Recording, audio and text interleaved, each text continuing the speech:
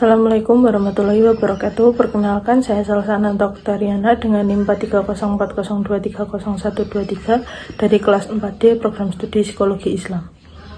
Saya membuat video ini guna memenuhi tugas mata kuliah praktikum tes bakat minat.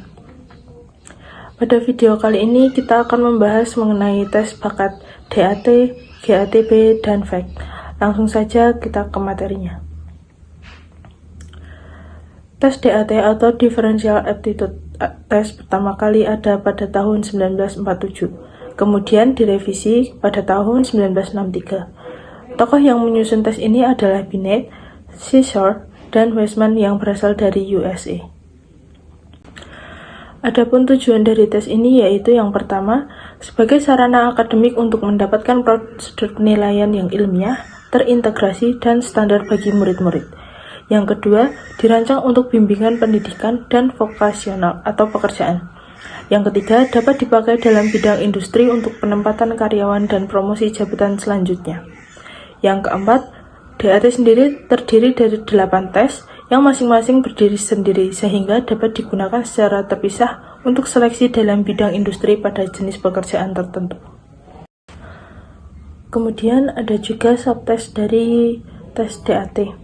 Yang pertama yaitu verbal reasoning atau tes penalaran verbal. Tes ini dirancang untuk mengukur kemampuan berpikir dan abstrak, generalisasi, dan konstruk memahami konsep verbal. Yang kedua yaitu ada numerical ability, yaitu dirancang untuk mengukur kemampuan memahami hubungan numerik yang memecahkan masalah yang berhubungan dengan konsep numerik. Yang keempat ada abstract reasoning atau penalaran abstrak. Subtes ini dirancang untuk mengukur penalaran nonverbal. Kemudian yang kelima ada relation atau hubungan spasial atau ruang.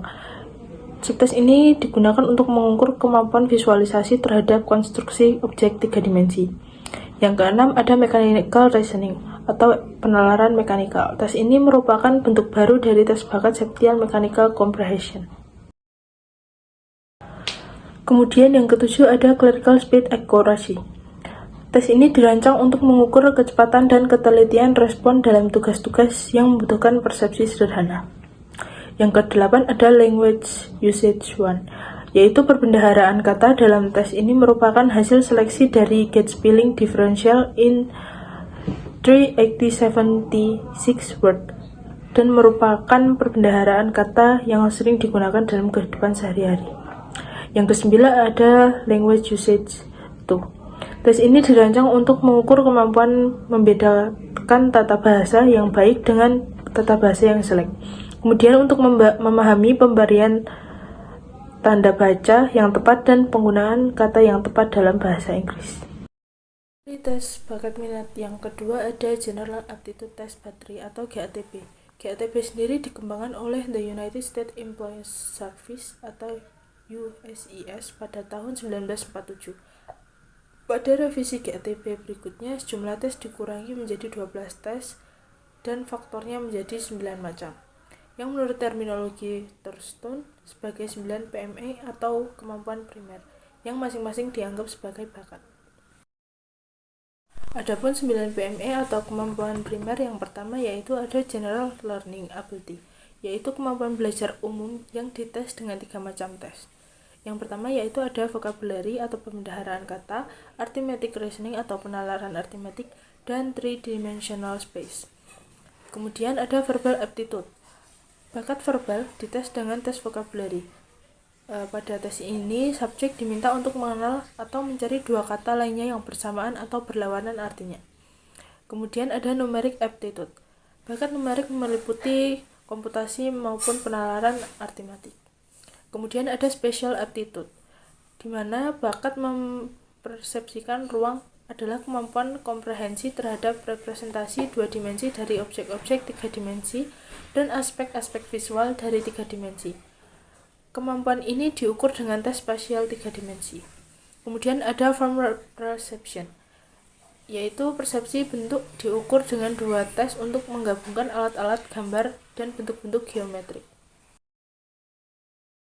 Kemudian ada clerical perception, yaitu persepsi clerical, mirip dengan form perception tetapi memerlukan penggabungan nama-nama daripada gambar-gambar atau bentuk-bentuk. Kemudian atau ada motor coordination, yaitu koordinasi motorik diukur dengan tes paper pensil sederhana. Sering juga tes ini disebut dengan tes mengikuti jejak atau memberi kode. Kemudian ada finger dexterity. Keterampilan jari tangan diukur dengan dua macam tes, yakni tes merakit dan tes membongkar baut dan mur. Kemudian ada manual dexterity, yaitu keterampilan manual diukur dengan tes untuk mentransfer dan mereversi atau menggerakkan dan mengembalikan pegs pada boards. Tes bakat yang kedua ada Flanagan Aptitude Classification Test atau FACT. Nah, tes ini dirancang oleh Flanagan dari USA. Tujuan dari tes ini yaitu untuk memperoleh sistem klasifikasi bakat dalam penentuan bakat dan kemampuan dasar seseorang dalam tugas-tugas tertentu. Kemudian, tes ini juga sebagai alat baku untuk memprediksi kesuksesan bekerja berdasarkan bakat. Kemudian, untuk merencanakan program latihan dalam rangka bimbingan karir. Selanjutnya, tes ini digunakan sebagai alat seleksi dan penempatan karyawan di pabrik dan di kantor administrasi. Tujuan yang terakhir yaitu untuk membantu perencanaan pendidikan berdasarkan pengembangan bakat. Di tes ini yang pertama ada inspection. Tes ini mengetes ketajaman persepsi visual secara detail sehingga tesnya dapat disebut tes persepsi detail. Kemampuan ini dibutuhkan dalam memeriksa hasil-hasil pabrik yang hampir selesai atau sudah selesai. Yang kedua yaitu coding, yaitu mengukur kecepatan dan ketepatan pengkodean atau pemberian kode atas informasi-informasi khusus perkantoran. Yang ketiga ada memori, yaitu mengukur kemampuan mengingat dan menyebutkan kembali kode-kode yang telah dipelajari dalam tes pengkodean. Yang keempat ada precision, yaitu mengukur kecepatan dan keakuratan dalam gerakan-gerakan jari secara melingkar dengan satu tangan dan dengan dua tangan. Dibutuhkan dalam kecepatan bekerja dengan objek-objek yang kecil. Yang kelima ada assembly, yaitu mengukur kemampuan visual melihat bagaimana sejumlah objek model yang terpisah-pisah dan tampak jika diatur sesuai dengan instruksi tanpa model yang sesungguhnya dan berupa tes berhubungan dengan spasial 3 dimensi. Yang keenam ada scales, yaitu mengukur kecepatan dan keakuratan dalam pembacaan skala, grafik, dan peta atau denah. Kemampuan ini amat diperlukan dalam pekerjaan teknik. Subtes yang ketujuh ada coordination, yaitu mengukur kemampuan untuk mengkoordinasikan gerakan lengan dan tangan. Kemudian ada judgment and comprehension, yaitu mengukur kemampuan membaca dengan pemahaman, penalaran logis, atau pengambil keputusan secara tepat, dan memakai keputusan tersebut secara baik dalam situasi yang praktis.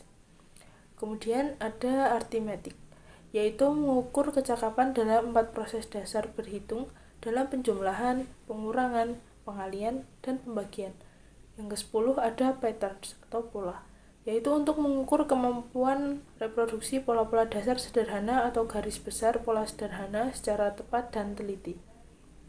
Yang ke-11 ada komponen, yaitu mengukur kemampuan untuk mengidentifikasi bagian-bagian komponen yang penting. Kemudian ada tables, yaitu mengukur kemampuan membaca 2 tipe tabel. Tabel pertama terdiri dari angka dan tabel kedua berisi kata dan huruf alfabet. Kemudian ada mekanis, yaitu mengukur kemampuan pemahaman prinsip-prinsip mekanika dan kemampuan menganalisis gerakan-gerakan mekanika. Kemudian yang terakhir ada expression, yaitu mengukur perasaan dan pengetahuan tentang bahasa Inggris yang benar. Flanagan dalam menyusun seri tes FACT-nya itu dengan validitas konstruksi, artinya validitas yang berdasarkan definisi-definisi yang disusun secara logis. Sekian presentasi yang dapat saya sampaikan. Semoga ilmu tadi yang saya sampaikan dapat bermanfaat bagi kita semua. Mohon maaf apabila ada kesalahan. Assalamualaikum warahmatullahi wabarakatuh.